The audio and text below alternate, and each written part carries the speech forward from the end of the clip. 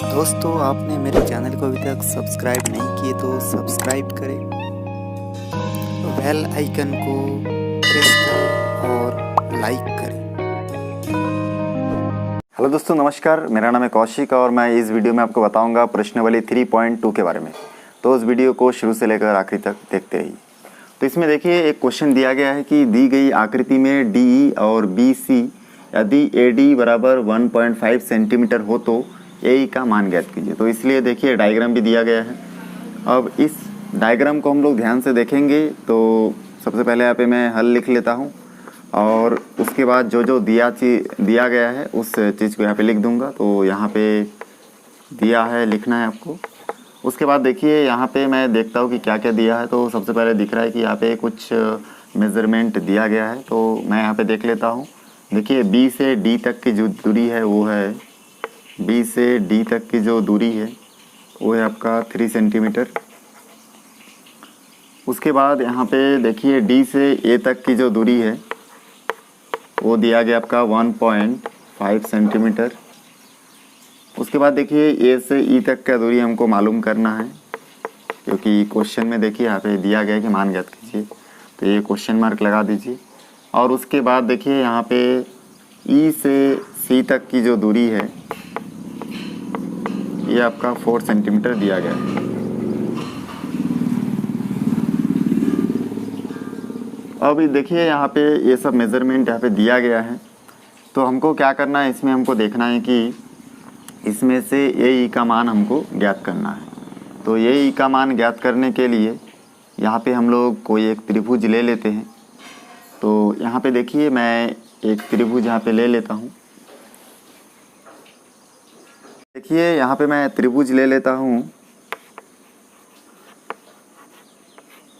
त्रिभुज A, B और C में। अब देखिए A, B और C ये पूरे त्रिभुज को एक साथ मिला के हम लोग ले लेते हैं। अब इस पूरे त्रिभुज के साथ हम लोग कंपेयर करेंगे। तो यहाँ पे देखिए जो A, B और C है, इस त्रिभुज में हमको दिख रहा है कि यहाँ पे देखिए हमको मान ज्ञात करना है A और E का, इसलिए हम लोग कंपेयर करेंगे। देखिए ये जो लाइनिंग आपको दिख रहा है A से B तक का, ये 2 भाग में डिवाइड है। तो हम लोग इसके साथ कंपेयर करेंगे इस भाग का, और इस सेकंड भाग के साथ सेकंड भाग का कंपेयर करेंगे, क्योंकि ये दोनों को क्या है कि ये DE और BC क्या है समांतर भागों में डिवाइड करते हैं। तो हम लोग देखिए यहाँ पे कंपेयर करेंगे इस त्रिभुज में। तो सबसे पहला मेजरमेंट ले लेते हैं यहाँ पे AD बटे DB। तो इस पूरे लाइन को ले लेंगे। तो यहाँ पे देखिए DB मैं लिख लिया। अब यहाँ पे या फिर हम लोग इसको DB के जगह पे BD भी लिख सकते हैं, क्योंकि बुक में BD दिया है। तो ये देखिए इक्वल, अब AD के बराबर हम लोग यहाँ पे लिख सकते हैं। देखिए ये जो AD है इसको हम लोग AE के बराबर लिख सकते हैं। तो हम लोग यहाँ पे लिखेंगे AE बटे, और DB के इक्वल हम लोग इसमें लिखेंगे EC। तो यहाँ पे लिख लेते EC। देखिए इतना आप आसानी से लिख लेंगे। उसके बाद हमको खाली मान यहाँ पे फिलअप करना है, जो कि स्टार्टिंग में मैं लिख के रखा हूँ। अब यहाँ पे देखिए AD का जो मान है जो कि आपके बुक में देखिए यहाँ पे AD को इन लोग DA के रूप में लिए हैं, DA, क्योंकि यहाँ पे देखिए AD ना लिख के हम लोग DA लिए, तो हम लोग भी DA ले लिए। उसके बाद देखिए यहाँ पे मैं इसको लाइन से लिखते जाता हूँ। अब यहाँ पे D और A का जो मान है वो है 1.5, तो यहाँ पे मैं लिखूँगा 1.5 बटे, फिर BD का देखिए यहाँ पे BD का जो मान है वो आपके बुक में दिया है 3 सेंटीमीटर, तो यहाँ पे लिखेंगे 3। और फिर देखिए इक्वल का निशान, तो यहाँ पे भी इक्वल का निशान होगा। उसके बाद A और E का जो मान है हमको मालूम नहीं, यहाँ पे क्वेश्चन मार्क लगा के रखा था, इसलिए यहाँ पे AE के जगह पे कोई चेंजेस नहीं होगा, AE ही लिखना है। और उसके बाद बटे के नीचे देखिए E और C का जो मान है वो है 4 सेंटीमीटर, तो यहाँ पे मैं 4 लिख दूंगा। अब इसको देखिए इक्वल है और ये दोनों बटे में है, मतलब परिमेय संख्याओं को परिमेय संख्या के रूप में है। अब इसको मान निकालने के लिए AE अपने जगह पे रहेगा, और यहाँ पे देखिए 4 जो है वो बटे में है, मतलब इसको अगर पक्षांतर करके इस तरफ लाऊंगा, ठीक है, इस 4 को अगर पक्षांतर करके इस तरफ से इस तरफ लाऊंगा तो फिर क्या होगा कि ये बटे के नीचे से ऊपर आ जाएगा, मतलब बटे में है तो गुना में हो जाएगा। बटे मतलब भाग होता है, तो यहाँ पे गुना में होगा।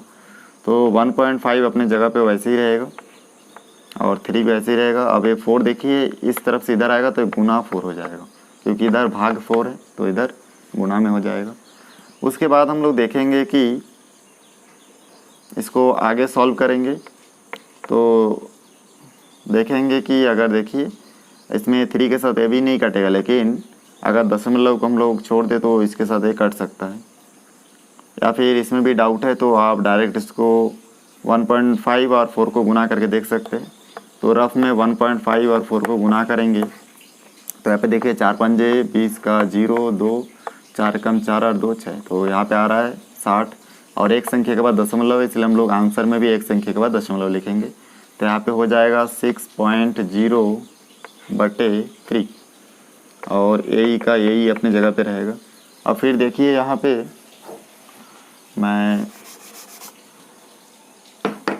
देखिए अब 6.0 है, मतलब इसमें 0 का कोई मतलब नहीं, तो खाली 6 को हम लोग क्या करेंगे 3 से भाग देंगे तो 3 दूनी 6 और इस प्रकार से घटाएंगे तो 0 आएगा। तो हमारा जो आंसर भागफल है वो 2 आएगा। तो इसको काट देंगे दोनों को तो हमारा जो आंसर है 2 आएगा। तो यहाँ पे हो जाएगा ये ई। अब इसको हम लोग सही करके लिखेंगे सही पोजीशन में, तो हो जाएगा ए इक्वल टू 2। तो ये हमारा आंसर होगा। तो देखिए गणित जो है बहुत ही आसानी से हम लोग सॉल्व कर लिए हैं। इसके बाद मैं आपको बताऊंगा इसका जो प्रश्न नंबर 2 है उसको बताऊंगा। यहाँ पे देखिए दूसरा जो प्रश्न है उसमें बताया जा रहा है कि 7.5 सेंटीमीटर का एक रेखाखंड खींचिए और इसे 3 समान भागों में विभाजित कीजिए और प्रत्येक भागों की लंबाई नापिए। तो सबसे पहले हम लोग यहाँ पे हल लिखेंगे और उसके बाद यहाँ पे देखिए 7.5 सेंटीमीटर का एक रेखाखंड खींचने बोले हैं, तो आप स्केल से बिल्कुल इसको खींच लेंगे। तो मैं यहाँ पे हल लिख दिया। उसके बाद यहाँ पे मैं लिखूंगा, देखिए दिया है लिखूंगा। उसके बाद अब मैं यहाँ पे देखिए ये 7.5 सेंटीमीटर का रेखाखंड खींचने बोले हैं और इसे 3 समान भागों में बांटना है। इसलिए सबसे पहले मैं दिया है लिखने के बाद 7.5 को 3 भाग में डिवाइड करके यहाँ पे लिखूंगा, क्योंकि यह क्वेश्चन में बताया कि 3 भाग में डिवाइड करना है। तो सबसे पहले आप देखिए 7.5 जो क्वेश्चन में दिया गया और कितने भाग में बांटना है उसको लिख लीजिए और इसको भाग दे के देख लीजिए इसका आंसर कितना आएगा। तो मैं इसमें रफ में भाग दे के देखता हूँ। 7.5 को अगर 3 से डिवाइड करेंगे तो हो जाएगा 3 दूनी 6 और यहाँ पे घटाएंगे तो 1 बचेगा और 5 का 5, क्योंकि भाग देते टाइम दशमलव को मत देखिए, बाद में हम लोग आंसर में दशमलव को फिलअप करते हैं। तो 3 दूनी 6 और 1 बचेगा, फिर 5 का 5, तो 3 पंजे 15। अब देखिए जैसे ही आपका गणित हल करना कंप्लीट हो जाएगा तो आप फिर प्रश्न में देखिए कितने संख्या के बाद दशमलव था, तो एक संख्या के बाद दशमलव है, तो जो भागफल आता है उस भागफल में भी एक संख्या के बाद दशमलव लगा दीजिए। बहुत आसान है। तो मैं देखिए इसको लगा दिया, इसको अगर काटूंगा तो आ जाएगा 2.5 सेंटीमीटर। तो ऐसे आप डिवाइड कर लेंगे रफ में, तो बहुत आसानी से सॉल्व करने में बहुत आसानी रहेगा। अब इसके बाद देखिए जैसे ही आपका इसमें डिवाइड करना हो गया, क्योंकि ये 7.5 को एक रेखा खींचने बोले और इसे 3 भाग में डिवाइड करने बोले, तो हम लोग क्या किए 7.5 को 3 से डिवाइड करके देख लिए कि जो 3 भाग हम लोग खींचेंगे विभाजित करेंगे उसका एक एक भाग का जो लंबाई है 2.5 आएगा, क्योंकि इसको हम लोग 3 भाग में बांट दिए है। 7.5 को 3 भाग में बांटे तब 2.5 सेंटीमीटर आया है। तो इसलिए देखिए सबसे पहले हम लोग क्या करेंगे, एक लाइन खींचेंगे यहाँ पे। तो यहाँ पे एक लाइन आप लोग स्केल से 7.5 सेंटीमीटर का एक लाइन खींच लेंगे। तो जैसे कि मैं यहाँ पे आपको खींच के बता रहा हूँ, यहाँ पे देखिए मैं 7.5 सेंटीमीटर का एक रेखाखंड खींच दिया हूँ और इसका नाम भी आप दे सकते हैं। यहाँ पे मैं मान के चलो ओ दे देता हूँ, यहाँ पे इसका नाम ए दे देता हूँ। अब ये 7.5 सेंटीमीटर का रेखाखंड खींच लिया। अब स्टार्टिंग में देखिए इसको 3 भाग में बांटना है अभी इस रेखा को। तो 3 भाग में बांटने के लिए हम लोग क्या करेंगे, इसमें 45 डिग्री का एंगल बना के या तो ऊपर तरफ एक लाइन खींचेंगे या नीचे तरफ एक लाइन खींचेंगे, जैसे कि मैं यहाँ पे खींच दिया। तो देखिए ये 90 है तो 45 थोड़ा सा ऊपर से हम लोग इसको ले सकते थे।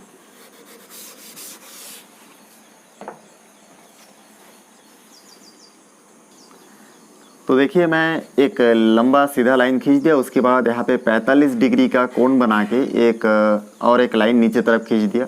आप चाहे तो ऊपर तरफ भी खींच सकते हैं। अब इसमें देखिए वो ये आपका 7.5 सेंटीमीटर का है।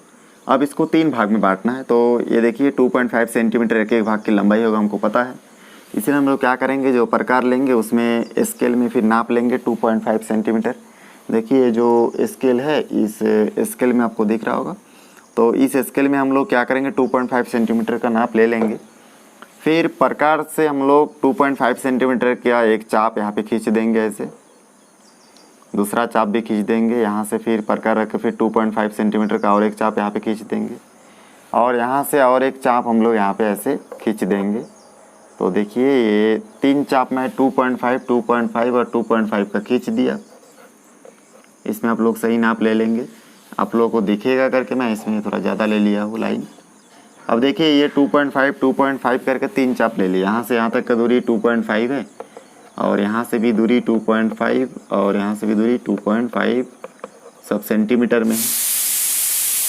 अब उसके बाद यहाँ पे देखिए 2.5 सेंटीमीटर का मैं ऐसे लाइन को, ये जो 7.5 सेंटीमीटर का लाइन था उसको 3 भाग में बांटा, और 3 भाग में बांटने से कितना करके एक भाग का लंबाई आएगा वो मैं पहले भाग करके निकाल चुका हूँ। 2.5 होगा। 7.5 को 3 भाग में बांटने बोले तो मैं बांट दिया, भाग दे दिया। अब भाग देने के बाद यहाँ पे आंसर आया 2.5, मतलब एक भाग की लंबाई 2.5 सेंटीमीटर होगा। तो मैं इस जो 7.5 सेंटीमीटर का रेखा था इसको 3 भाग में बांट दिया। बांटने के बाद आपको चाप ऐसे रखना है, और उसके बाद इस चाप को ऐसे खींचना है। अब मैं तो आपको हाथ से, मेरे पास चाप नहीं है बड़ा वाला, इसलिए मैं आपको खींच के ऐसे बता रहा हूँ। बाकी आप लोग चाप से खींचेंगे तो ये सब एक ही टाइप का ऐसे एक जहाँ पे कटान बिंदु होगा, इस कटान बिंदु को फिर नाम दे देंगे। यहाँ पे देखिए इसका नाम दे देंगे C1, इसका नाम C2 और इसका नाम C3। ऐसा करके 3 भाग में हम लोग बांटे, इसलिए इसका नाम इस प्रकार से दे दिए। तो देखिए हमारा जो गणित है वो कंप्लीट हो चुका है। अब इसमें बताया प्रत्येक भागों की लंबाई नापिए, तो हम लोग लिखेंगे प्रत्येक भागों की लंबाई, प्रत्येक भागों की लंबाई। ठीक है, देखिए ये लंबाई जो है ये कितना है, 2.5 सेंटीमीटर है। तो ये हमारा आंसर होगा। बहुत ही आसान है। अब इसके बाद मैं आपको इसका और एक क्वेश्चन बताऊंगा, जो तीसरा नंबर क्वेश्चन है, या फिर चौथा नंबर क्वेश्चन आपको मैं भी बताऊंगा, तो देखते रहिए। अब देखिए यहाँ पे जो चौथा नंबर प्रश्न है इसमें बताया कि 10 सेंटीमीटर, ठीक है, 10 सेंटीमीटर का एक रेखाखंड को 2:3 के अनुपात में विभाजित कीजिए। अब देखिए 2:3 के अनुपात में विभाजित करना है। तो इसके लिए हम लोग क्या करेंगे, सबसे पहले यहाँ पे जो अनुपात दिया है और जो रेखाखंड दिया है उसको हम लोग लिखेंगे, दिया है। अब ये देखिए 10 सेंटीमीटर का एक रेखाखंड है और उसको हमको अनुपात में बांटना है 2:3 के रूप में। तो 2 और 3 को आपस में हम लोग प्लस करेंगे, अगर कभी अनुपात में रहेगा तो प्लस करेंगे तो 2 और 3 हो जाएगा 5। तो इसलिए यहाँ पे 5 सेंटीमीटर। अब इसको अगर हम लोग आगे सॉल्व करेंगे तो आ जाएगा 2 सेंटीमीटर। तो देखिए ये मैं 2 सेंटीमीटर का एक रेखाखंड आएगा, अगर 5 से 10 को डिवाइड करेंगे तो इसका मतलब ये हुआ कि 10 सेंटीमीटर का एक रेखाखंड खींचना और उसको 2-2 सेंटीमीटर करके बांटते जाना है। तो इसके बाद देखिए हम लोग क्या करेंगे, एक 10 सेंटीमीटर का रेखाखंड स्केल से खींच लेंगे। देखिए 10 सेंटीमीटर का रेखाखंड खींच लिया हो, और इसका नाम मैं दे दूंगा AB भी दे सकता हूँ, तो AB दे देता हूँ। अब यहाँ से हमको 45 डिग्री का एंगल बना के फिर क्या करना है, यहाँ से और एक रेखाखंड हम लोगों को खींच लेना है। 45 डिग्री का एंगल बना के आप खींच लीजिए नीचे तरफ। आप चाहते हैं कि मैं ऊपर तरफ रेखाखंड खींचूंगा तो भी आप खींच सकते हैं। तो मैं यहाँ पे नीचे तरफ खींच लिया और इसका नाम C दे दिया। अब उसके बाद यहाँ पे देखिए हमको ये जो 10 सेंटीमीटर का रेखाखंड है इसको 2:3 के अनुपात में बांटना है। तो 2:3, 2 और 3 को हम लोग प्लस किए तो 5 हो गया था। तो मतलब ये है कि 10 सेंटीमीटर के रेखाखंड को 5 भागों में बांटना है। पहले यहाँ पे बटे के नीचे 3 दिया था पहले से ही, तो 3 भाग में बांटे थे। अब यहाँ पे बटे के नीचे 5 आया, 2 और 3 जो अनुपात है इसको हम लोग आपस में ऐड कर दिए, तो यहाँ पे 5 है। मतलब 10 सेंटीमीटर के रेखाखंड को 5 भागों में बांटना है। तो इसको फिर देखिए हम लोग बांट लेते हैं। अब यहाँ पे देख सकते हैं आप कि ये जो 10 सेंटीमीटर का लाइन है इसको मैं 2 सेंटीमीटर करके बांटते गया। तो ये देखिए 1 2 3 4 5 6 7 8 9 10 भाग में डिवाइड हो गया। तो सिंपल सा गणित है आपका, यहाँ पे 2 सेंटीमीटर करके इस 10 सेंटीमीटर को बांट देना है, तो वो फिर बढ़ गया आपका। अब उसके बाद देखिए, अब यहाँ पे देखिए ये दिखा गया है इसमें 10/5, मतलब 10 सेंटीमीटर के जो लाइनिंग है इसको 5 सेंटीमीटर के लाइनिंग के रूप में बांटना है, 5 भाग में डिवाइड करना है। तो यहाँ पे देखिए 5 भाग में अगर डिवाइड करेंगे तो 2 सेंटीमीटर करके 5 बॉक्स बनेगा, 1 2 3 4 5। तो इस हर एक जो भाग है, इन हर एक भाग का जो लंबाई है ये 2 सेंटीमीटर करके है, तो 2 पंजे 10 होता है। तो देखिए 10 सेंटीमीटर 2 करके 5 भाग में बढ़ गया। अब इसके बाद हमको क्या करना है, यहाँ पे प्रकार को रखना है और उसके बाद यहाँ से ऐसे चाप खींचना है। तो ऐसा करके आप चाप खींच देंगे, अपने आप सही प्रकार से अच्छा चाप खींचेंगे तो इस प्रकार से आपको दिखेगा। अब देखिए ये जो कटान बिंदु है इसको हम लोग नाम दे देंगे, इसको आप ऐसे ही मिटा देंगे रबर से। उसके बाद देखिए यहाँ पे हम लोग इसका नाम दे देंगे C1 C2 C3 C4 और C5। और यहाँ पे जो हर एक भाग की लंबाई है वो 2 सेंटीमीटर करके है, तो इसको आप यहाँ पे लिख सकते हैं। और इसका नाम भी आप दे सकते हैं, ए होगा B, ए होगा C। तो देखिए दोस्तों, यहाँ पे जो जितना भी गणित है बहुत ही आसान है। आपको क्वेश्चन को ध्यान से पढ़ना है और समझना है कि उसमें क्या बताया गया, उसके अनुसार आप ऐसे लिख सकते हैं। अब देखिए ये मैं डिवाइड में विभाजित कर दिया हूँ, तो हमारा डायग्राम बन चुका है। तो इस प्रकार से आप प्रकार और स्केल की मदद से पूरा बना सकते हैं। अब मैं इसके बाद आपको इस पार्ट में और एक क्वेश्चन जो है 5वां नंबर क्वेश्चन, उसके बारे में जानकारी दूंगा। तो देखिए इसको आप देख सकते हैं कि यहाँ पे जो प्रश्न नंबर 5 है इसमें दिया है 7 सेंटीमीटर का एक रेखाखंड AB खींचिए। इस प्रकार एक बिंदु P इस प्रकार ज्ञात कीजिए कि AP = 2/5 AB हो। तो इसके लिए देखिए सबसे पहले हमको हल यहाँ पे लिखना है और उसके बाद आप चाहे तो जितना भी क्वेश्चन मैं बनाया हूँ इस पार्ट में सभी क्वेश्चन एक टाइप का है। अगर बटे के रूप में है तो उसको जोड़ना है और जितना सेंटीमीटर का जो रेखाखंड है उस रेखाखंड से भाग देना। जैसे 7 सेंटीमीटर है, अब 2 और 7 5 को अगर हम लोग ऐड करेंगे तो इसमें भी 7 आएगा। अब 7 को 7 से भाग देंगे तो 1 सेंटीमीटर मिलेगा। तो देखिए एक ही टाइप का क्वेश्चन है, इसमें रचना के पद भी आप लिख सकते हैं कि पहला पॉइंट में हम लोग रेखाखंड खींचे और उसके बाद इतना सेंटीमीटर का चाप खींचा। ये पूरा आप डिटेल्स जो है उसमें लिख सकते हैं। तो यहाँ पे दिया है 7 सेंटीमीटर का एक रेखाखंड है और उसको देखिए 2/5 ऐसा करके डिवाइड करना है। तो हम लोग देखेंगे कि 7 सेंटीमीटर का रेखाखंड है। अब इसको 2/5 मतलब 2 और 5 को आपस में ऐड करेंगे तो 7 आएगा और आपस में इसको काटेंगे तो 1 सेंटीमीटर। तो फिर से हम लोग क्या करेंगे, एक लाइनिंग खींच लेंगे। स्केल से नाप के आप लोग 7 सेंटीमीटर का एक लाइन खींच लेंगे। तो जैसे मैं यहाँ पे खींच रहा हूँ तो यहाँ पे देखिए इसको मैं लिख दूंगा 7 सेंटीमीटर। अब उसके बाद यहाँ से आपको एक न्यून कोण बनाना है, या तो आप नीचे भी बना सकते हैं या ऊपर भी बनाने से बना सकते हो। तो मैं नीचे बनाया इसमें। अब उसके बाद यहाँ पे नाम दे देंगे, इसका नाम देंगे A और इसका नाम दे देंगे B। देखिए क्योंकि बोले कि एक 7 सेंटीमीटर का रेखाखंड AB खींचिए, तो A और B 7 सेंटीमीटर का खींच लिया।